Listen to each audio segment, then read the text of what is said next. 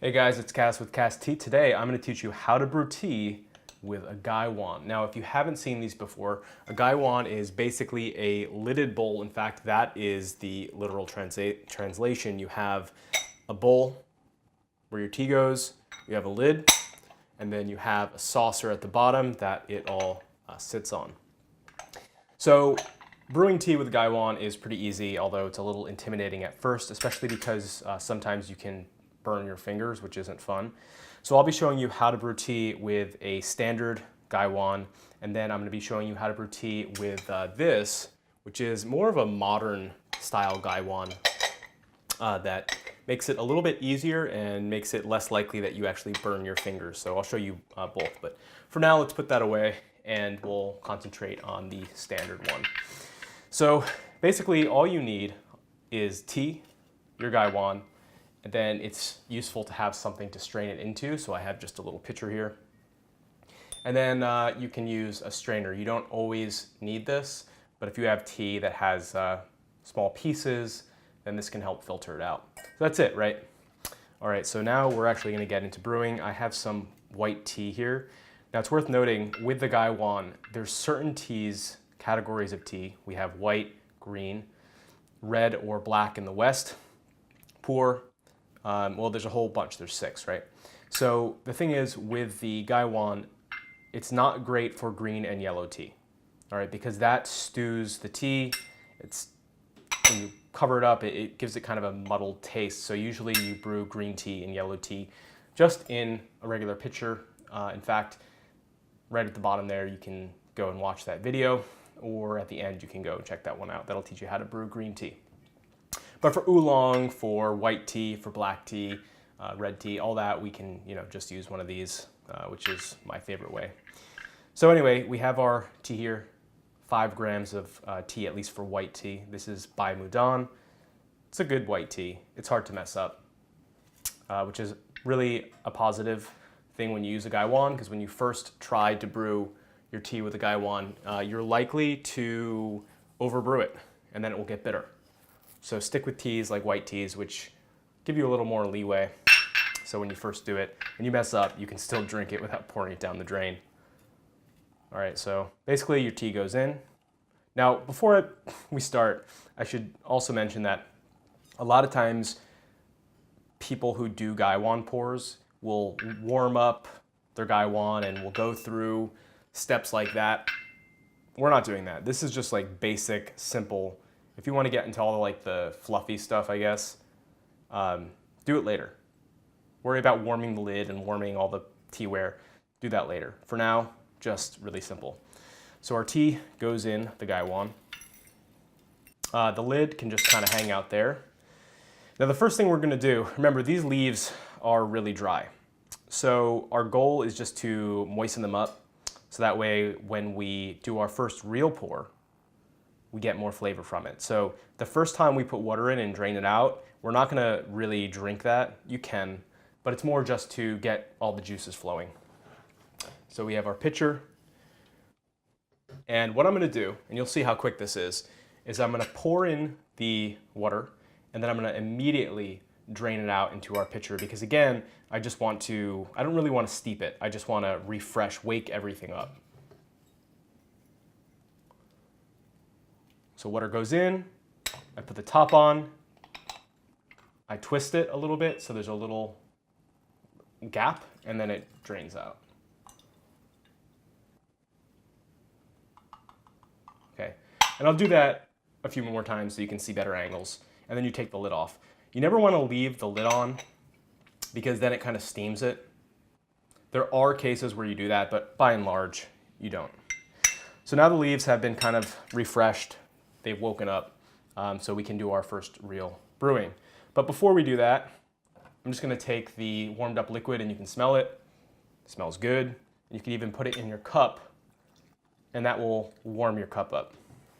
And then you just dump that or drink it or whatever you wanna do, it doesn't matter. I'm gonna dump it. Cool, so here's where we're at. Gaiwan's prepped. This is prepped and warm, and our serving pitcher is now prepped and warm. So let me just show that again without water in it. The process to doing this is very simple. The water goes in, The lid goes on. You wait about 3 seconds, 3 to 7 seconds, depending on how strong you want it. See that move? You just twist it down, and then you pick it up on the sides. Now it's really, really important when you do this that you don't do this, all right? If you do this, you are going to burn yourself really bad, all right? So you just take the razor's edge, and you'd be surprised like how strong you are in this pose, all right? Pick it up by the edge, and then you drain it out, all right? So we'll do another pour, but I'll move it closer like this. Water goes in, 3 seconds, drain. Filter goes on. Here we go, ready? 1, 2, 3, twist, drain. Now, the way that I drained it here would probably be better if I wasn't using a filter, because there's so little space for the water to come out. That's good for catching any small particles. But here, I'll do another brew where I'll have a bigger space. 1, 2, 3. I'll give it a slightly bigger space. And now the water will come out faster. And that's kind of what you want to aim for. You really want to get the liquid out pretty fast. Slow drains will mean that the tea brews longer, which isn't what you want. You want 3 to 7 seconds, and then you want to get it out of there as quickly as possible. Now, one other question you might have is, well, how do I know how much water to add, all right? Because if you add too much water, you get into a situation, or I'll show you now, it's the worst. I hate when this happens. If you add too much water, this happens.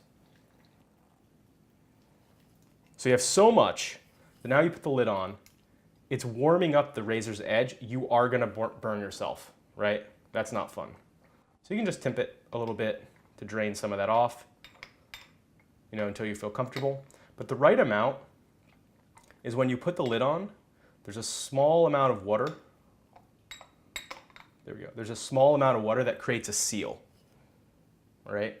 And when you lift it, the water level drops to the point where you can grab the edge. All right, see that? So yeah, you want to leave a little bit of space. Basically where the edges curve out, that's where you want the water level to be. Pretty simple. And again, take that and then you drain. Now that last drain that I just did is going to be really, really overpowering because it had brewed for so long. I'm going to just resolve this real quick. Now one thing is, when you're brewing, if you find out that you are picking this up and it starts burning you, just put it down. The thing is, you don't need to be cool. You don't need to bear with the pain. There's not supposed to be any pain. If there's pain, it means you're doing something wrong. So don't burn yourself. All right, so I'm gonna get rid of this, which is a travesty, I know. Back to basics.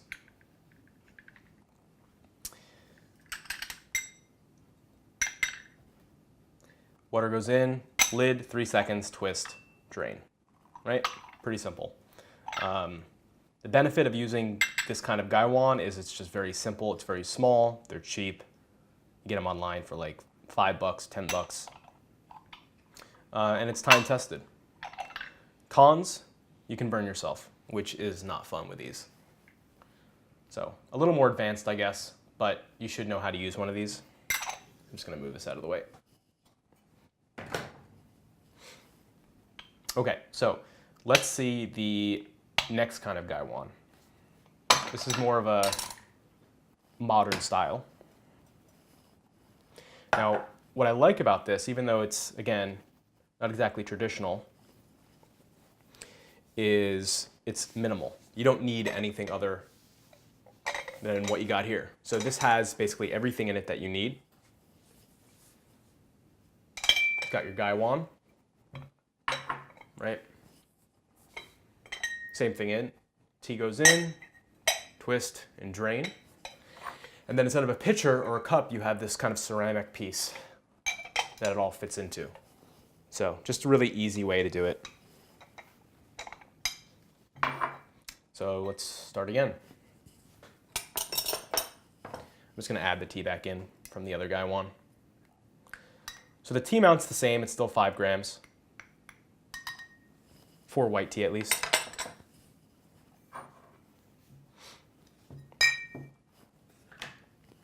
So assuming this was fresh, dry, it would start the same way, where you add the water.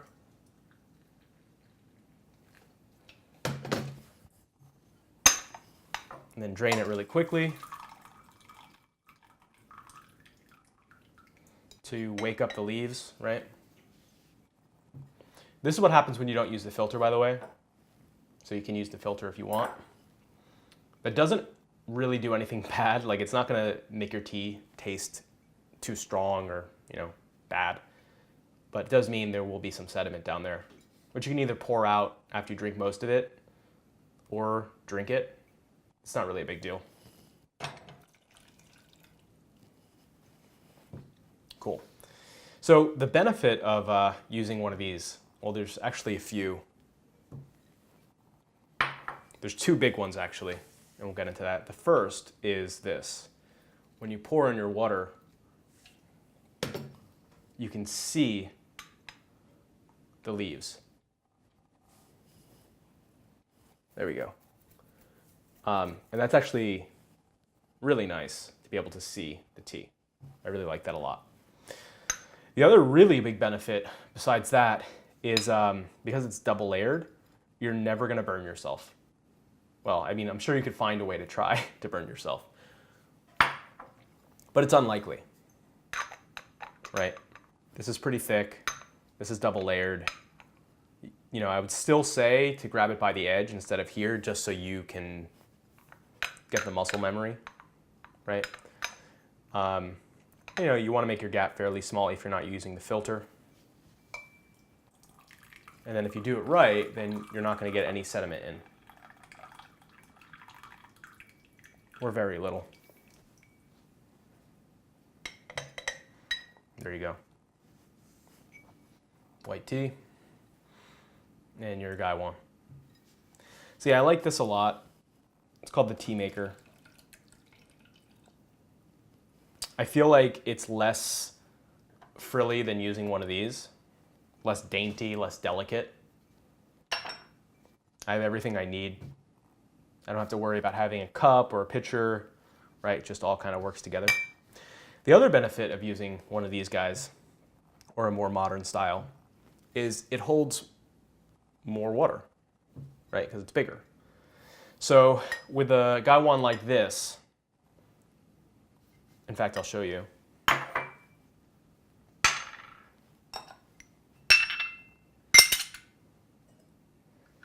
When you have one of these Gaiwans, you would normally do 3 brews. So you add your water, 1, add your water, 2, add your water, 3. All goes into your fairness, it's called a fairness pitcher. Because then, you have your cup, your friends have your cup, and then you can all drink. And it's actually 3 brews mixed into 1, right? So you all drink. And then as you go on, as you do more brews, the tastes change, okay?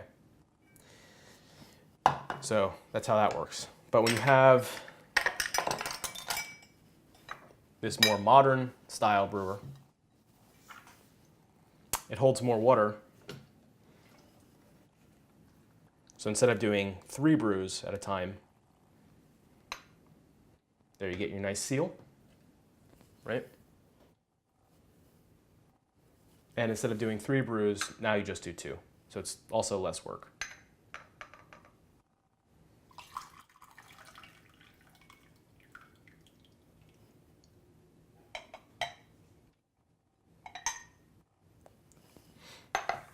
So yeah, it's pretty easy. Either way, regular Gaiwan or modern style. Whatever works for you. Obviously this is a little more traditional. And as you see, it's actually not that hard to use a Gaiwan. It's just a little scary, at least at first, dealing with hot water, but after you try it once, you know, put it in cold water. And after you try it with cold water a few times and you don't ever get it on your fingers, then you know that you got it down. Just be mindful if the gap is here, you know, don't have your thumb there. That would hurt. So, perpendicular. Water comes out this way, fingers are this way. Done. Cool. So, you learned how to do that. You should learn how to do green tea. So if you want to see how to brew green and yellow tea, then all you need to do is click the video that just came up or check out our other videos. And if you like this and you want to see more tea information videos, go ahead and subscribe. And I will see you guys in the next video. Oh, and I forgot to mention, if you liked this more modern style brewer, then we actually sell them on our website. We don't sell the regular Gaiwans, at least not yet, so you can get them anywhere. But if you did like this modern style, we have it on our website. The link is down below. They're just called tea makers. Again, really easy, modern, beautiful. So yeah, you can grab them on our site if you want.